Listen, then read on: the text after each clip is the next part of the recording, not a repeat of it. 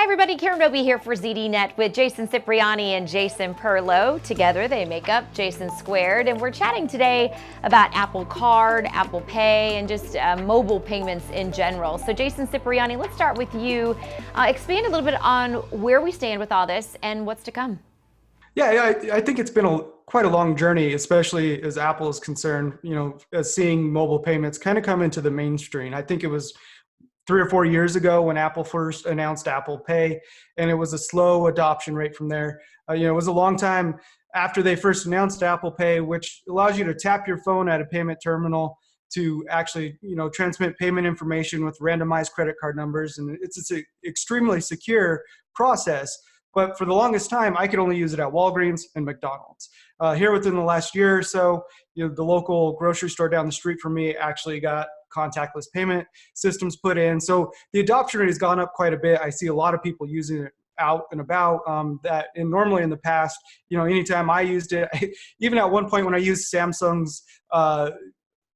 Pay, where it actually mimics a credit card scanning feature when you hold it up to the payment terminal, even if they don't have contactless payment. I was told to leave the gas station and never come back because I was doing some sort of black magic hacking on the system. But so we've seen the adoption rate go up quite a bit. People don't blink twice at it now.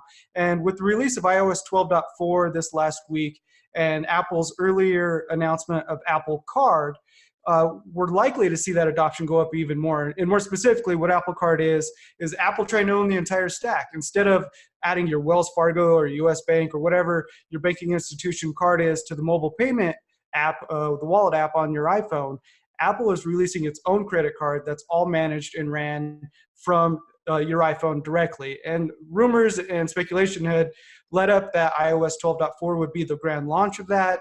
We've seen iOS 12.4 now and no real word on Apple Card release yet, but it has to happen any day. Okay, and good to know, Jason, that we're expanding from McDonald's and Walgreens and just might be a little bit till some of the gas stations get on board and places like that. So, Jason Perlow, we're going to head to you now for your thoughts. Do you think this is something that people ultimately will really start to latch on to, or is this just something that Apple is going to roll out and people don't really get on board? Well, I mean, my personal experience with Apple Pay has been fantastic. Much better than it was with, and with trying to do this same sort of thing on my Android devices. In the last, I would say, 6 months to a year, I've especially since buying, the Apple Watch, right? My experience with using Apple Pay at different types of terminals, at different types of businesses has been excellent, especially in South Florida. Actually, I had much better experience in South Florida paying for things with Apple Pay than I actually did in Northern California, within 3 or 4 miles from Apple's, spaceship headquarters. I was in Sunnyvale. A bunch of restaurants didn't accept it at all. Neither did, some of the local, the vendors at drugstores and things. So I do think it is kind of interesting where it is being supported and where it isn't. I think I'm seeing it happen a lot in small restaurants and things that where POS, point of sale systems, did not exist before, and they're bringing in small iPad-based point of sale systems for transaction processing, usually for checkout. Usually at a quick serve restaurant, not usually a restaurant where you have a waitress or a server comes to you at the table and asks you for your credit card with a chip and pin like you normally see in Europe or Canada. I think that's an area where I think we need to develop more, where I think can be the highest potential, because quite frankly, I don't like to pull my credit card out at a restaurant, put it into that black folder, and I have a black credit card.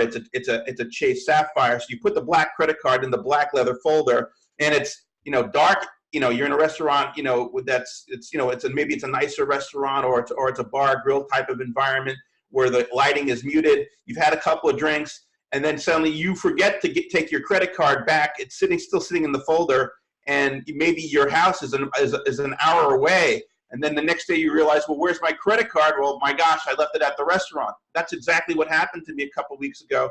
I went out to this nice Indian restaurant in Fort Lauderdale with some friends on a Friday night, and it was dark, and we had a couple of drinks. I put the card down. I paid my part of the bill, drove home, then realized I didn't have my credit card. I had to go back to this part of Fort Lauderdale, which is terrible parking. It takes an hour to get there because of traffic, and it's a pain in the butt. If I had just been able to pay either with my iPhone or with my Apple Watch, with the terminal being brought to the table like they can do in Europe and in Canada, because they have the chip and pin capability there, it wouldn't have been a problem. So I like the fact that I have these devices on me all the time. I don't have to, one of them is always going to be in a state of charge.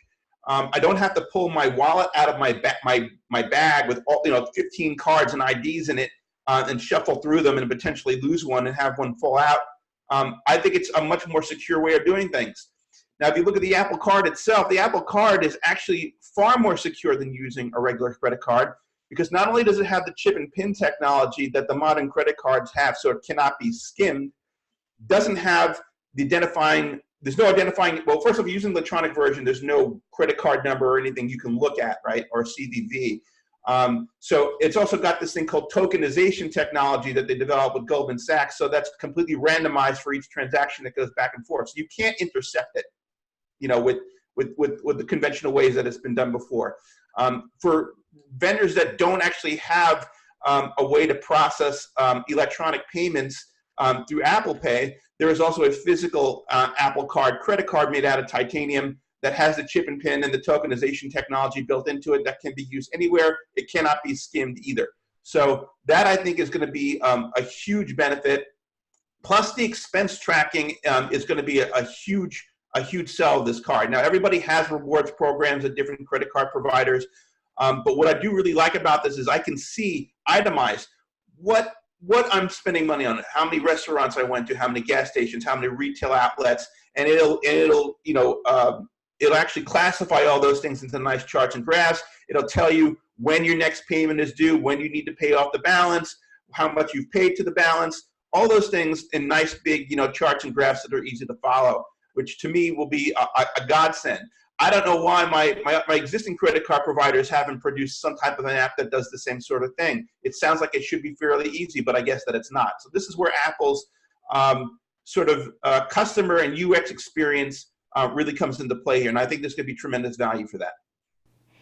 Yeah, no doubt. And this is kind of locking people into their iPhones, making it harder to leave. So I guess, Jason Cipriani, that's really just the name of the game, right? Absolutely. I think, as Apple slowly transitions to the services company, part of becoming a very strong services company and part of what's made Apple all these years is locking people into your hardware and making users just continue to upgrade with the iPhone. With the Apple Card, everything you do is managed on the iPhone. The sign-up process is in the Wallet app.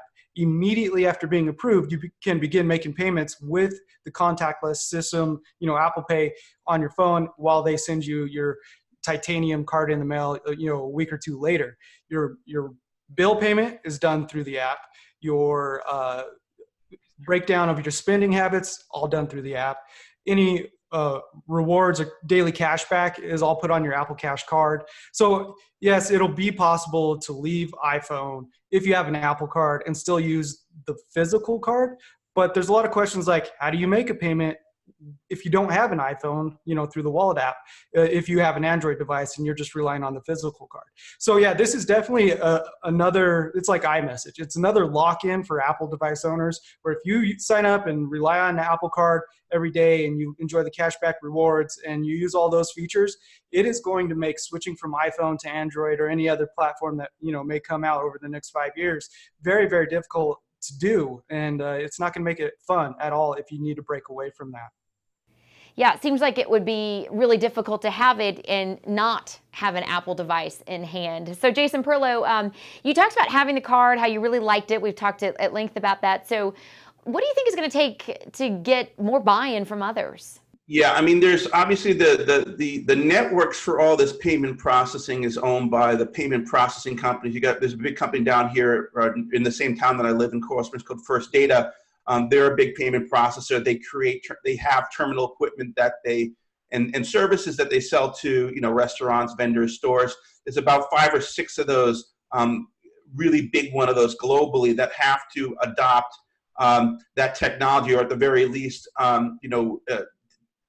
upgrade their products so that they can support this type of payment processing. They own the sort of the last mile network for processing those payments and going through the banks, but the hooks into the actual devices themselves, the terminal equipment, that has to be done in cooperation with Apple in some way. So that has to be done. Not every, there was a big push for all this terminal equipment for chip and pin over the last few years to have all that equipment replaced.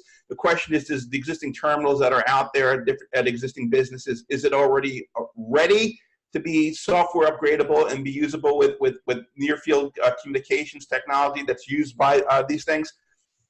I don't know. That's something that has to be evaluated on a vendor per vendor basis. There's going to be probably some costs involved to the businesses that have recently upgraded and may not have something that's compatible. I think a lot of them will probably just have just been waiting for this stuff to sort of shake out and are waiting to upgrade their equipment from a previous generation to the current one. So we'll see what happens. I just want to touch a little bit on the services aspect that Apple's getting into and sort of the lock-in. And I've written about this already, is that I really think it's in Apple's best interest to approach all of their services products, not just Apple Card, but also video, news, music, messages, all the things that they do that run in the cloud per se, really needs to be multi-platform. So they need to bring this stuff to Windows. They need to bring this stuff to Android. There really should be an Apple Wallet application for Android. So that you can use the Apple Card, you can sign up, you can pay for the Apple Card, all those things in Apple Pay, usable from Android. And the reason why I say this is there's a lot of Android users out there that don't want to switch off of Android, but maybe they have other Apple products in their wheelhouse. Maybe they're Mac owners. Maybe they have Apple TVs. But maybe they want to see Apple's video programming. There's some nice shows that they've got coming down the line in their new video service. But I don't know if I want to buy an Apple TV for that. They've already stated that they're going to integrate with existing smart TV technology and things like Roku. So they should be able to do that with Apple Card as well. If they want to be a financial services provider, they can't just limit it to just their platforms. So I think they need to reconsider that down the line. Otherwise, there will be companies like Microsoft and such and Amazon that will try to compete with them in those areas. And quite frankly, those companies have a lot of experience with financial transaction systems, as it is, especially Microsoft and Amazon. Yeah, when you talk about the Android, I know a lot of people who really are just die hard, they aren't switching. So they'll have to come up with something on that. So, all right, Jason Cipriani, we'll go to you now for your final thoughts on this. Yeah, I think the other big portion, and we've kind of started to come to the crest of it, is education with mobile payments, and more specifically educating vendors that the new equipment that they installed when the chip and pin switch happened a couple years ago is actually compatible with NFC payments. I've done a lot of education on my own because I'm an early adopter. My job is to test these things out. So I've had a lot of really awkward conversations with vendors and someone working the cash register that, hey, no, actually this does work. Watch here, let's try it. And then, have that conversation. But as a whole, I think education is a big key to mobile payment adoption, which is, increased quite a bit over the last few years, but we're still not where I can feel comfortable leaving my house without my wallet and using my phone the entire day to pay for everything, between hardware and education. It's just not there. Hopefully Apple Card will help push that forward by incentivizing, using contactless payments to increase the daily cash rewards, and in little parts like that actually forces the user to do the education instead of the vendors. Right, and educating is definitely the key there. So Jason Perlow, before we wrap up here, anything else you want to add? No, I mean, it's all going to come down to terminal systems compatibility, but also confidence by the consumer that when they're engaging in an electronic transaction using an Apple Pay or any other similar payment system, that it's as secure as the existing plastic and cash that they currently own. Jason and I have obviously gone back and forth on Face ID. I'm not as hot on the technology as he is because I don't think it works perfectly, but it is an extremely secure technology. I will say that. So the fact that Apple Pay has second factor authentication for every transaction that you do financially. So like, for example, previously, I believe Jason, Touch ID started with the iPhone 6. and it's in the iPhone, up to the iPhone 8, iPhone 10 and higher are Face ID. But regardless, both of those are second factor authentication systems. So in order to make a purchase using Apple Pay or Apple Card, you either have to use a thumbprint or you have to have a successful facial recognition for the transaction to complete. Now, in the future, there may be iPhones that have both forms of authentication available, both Touch ID and Face ID. What we're hearing from the 2020 iPhone, not so much the iPhone 11 is what I understand, which is kind of a bummer. I was kind of looking forward to that. But regardless, multiple forms of authentication will become available so that there's no way that you could have an erroneous transaction or a forced transaction or a fake transaction or a malicious transaction could occur. You would literally have to be the person that executes that transaction, whether it's from your facial recognition or from your thumbprint or whatever other technology comes down the road.